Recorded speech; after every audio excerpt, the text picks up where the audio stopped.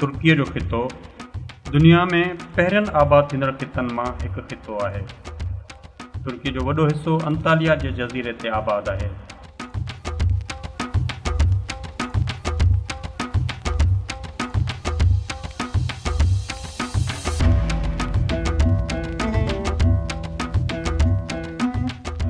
हिन जज़ीरे ते 7500 साल पुराणा आसार पिणु मिलिया आहिनि।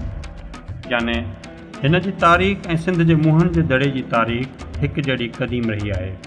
तारीख़ी तौर ते ॾिठो वञे त तुर्कीअ खे 300 क़ब्ल मसीह में यूनानी सिकंदर आज़म फ़तह कयो ऐं सिकंदर जी वफ़ात खां पोइ यूनानियनि हिन खे टुकड़नि में विरहाए छॾियो ऐं सरावेज़ी सल्तनत जो बुनियादु विधो वियो, जेका 63 हिजरी ताईं क़ाइमु रही।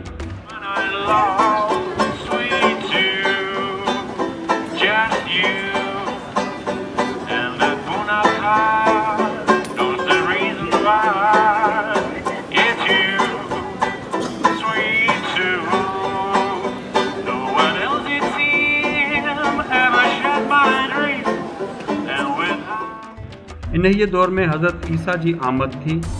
हज़रत ईसा जे अल्लाह जे हुकुम सां आसमान ॾांहुं ज़िंदा वञण खां पोइ अल्लाह रूमियनि खे उरूज ॾिनो।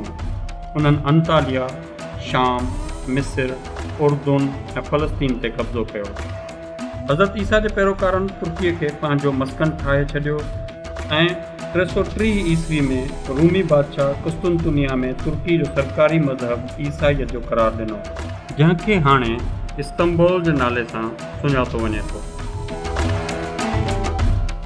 अदा कंहिं ज़माने में असांजे प्यारे कराची शहर में हलंदी, इस्तंबुल में ॾिसो था ट्राम। हलो हलो हलो हलो हलो बर्डन मार्केट हलो।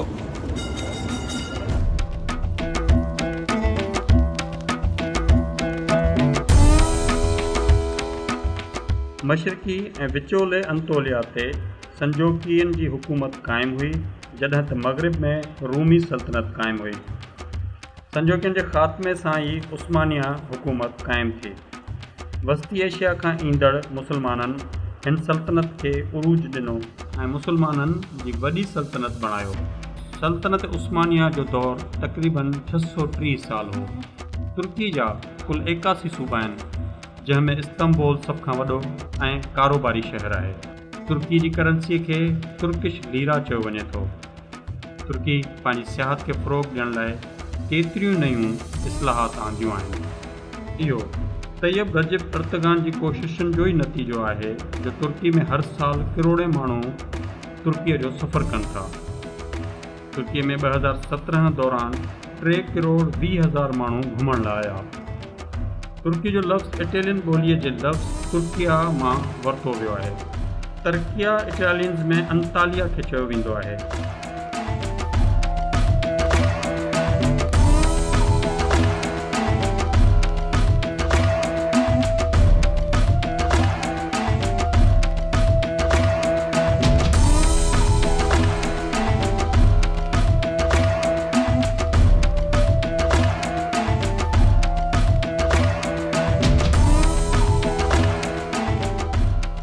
तुर्कीअ जो शहर इस्तंबुल 2 बरे आज़मनि ते मुश्तमिल आहे, जंहिंजो 3% हिसो यूरोप ऐं 97% हिसो एशिया में अचे थो।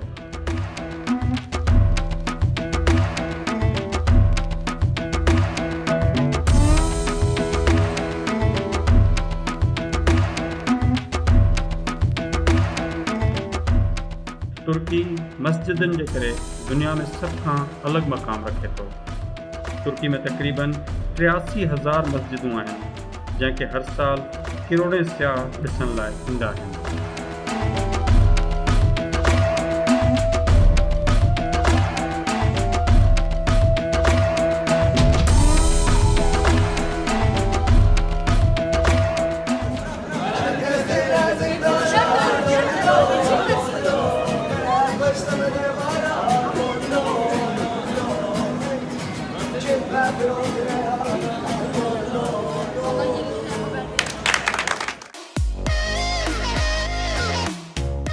Subscribe to my channel and hit the bell icon on YouTube app and never miss any update.